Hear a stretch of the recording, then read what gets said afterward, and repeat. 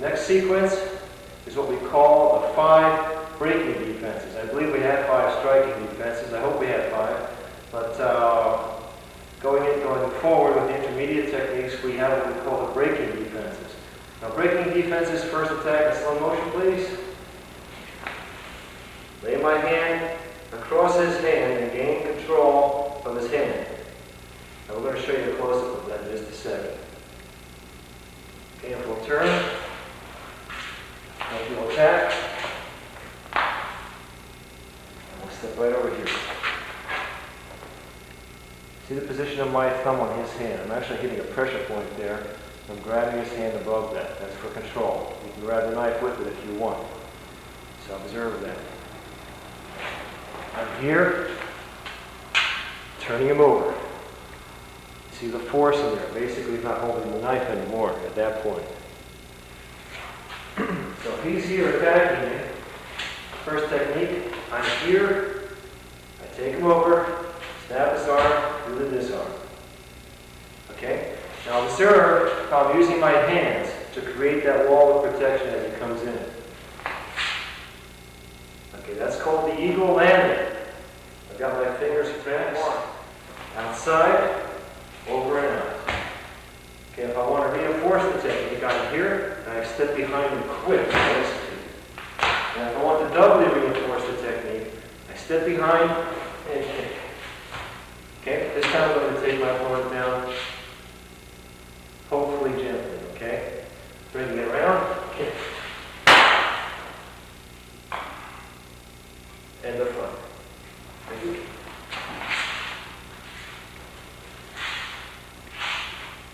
Next technique. Opponent attacks.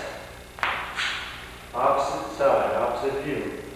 First view, we came from outside in. This time we're coming from inside out. I bring my opponent's weight down. I go underneath his arm and do what we call the 4 corners throw. Okay, you might have seen this in arts such as Aikido. It's quite a dramatic throw, but it's also a very significant arm lock and arm breaking technique.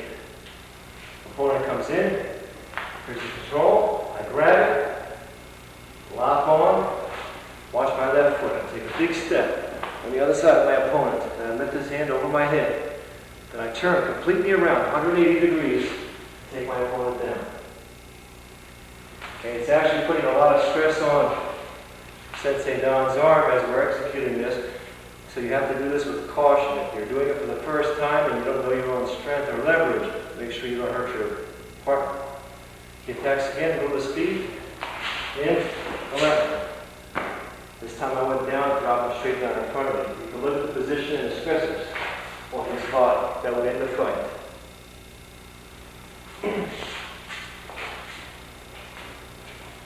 Same position, he attacks low. I want to go opposite side.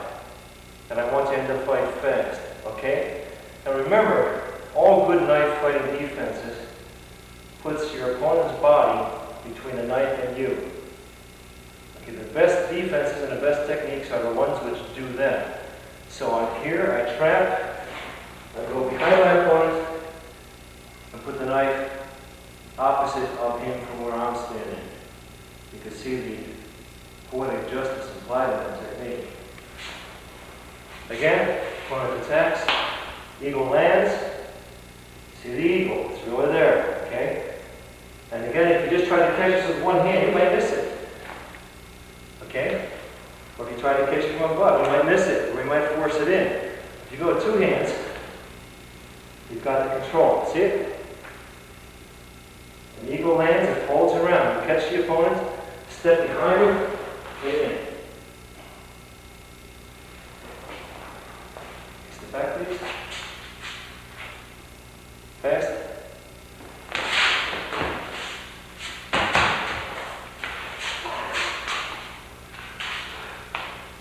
Okay, next attack. Slow, please. Using 2 hands from the outside. This is the wax off or paint off technique. You do the back, attacks, and with 2 hands create a complete wall against the attack. I trap the knife holding hand with my right hand. My left hand actually tweaks a nerve on the opposite side of his elbow, helping me to fold him over. ending up in a position that's similar to the very first technique we did, where he attacks and you pull over with one hand, just working one hand.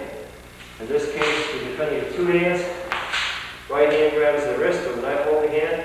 Left hand works the pressure point, bring him over. Okay, you can just turn your body, drive him down. You can step behind him, force him down, or you can assist with the kick. All those are your choices. And that's the next segment, which for the most part will deal with some throwing defenses.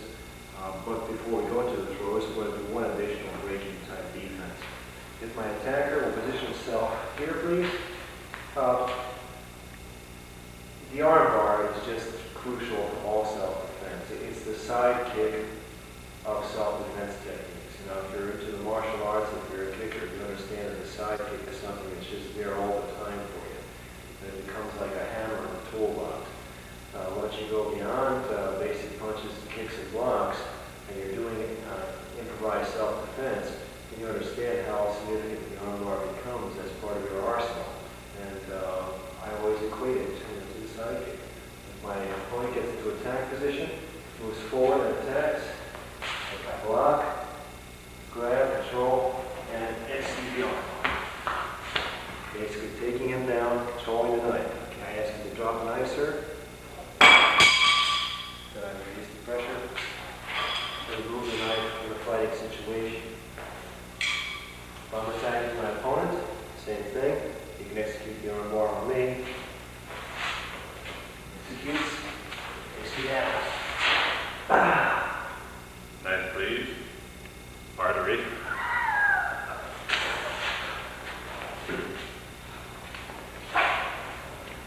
Now the arm bar is covered in some of our other instructional segments. You know, it's there everywhere in self-defense, so make sure to work on that exclusively of knife fighting techniques.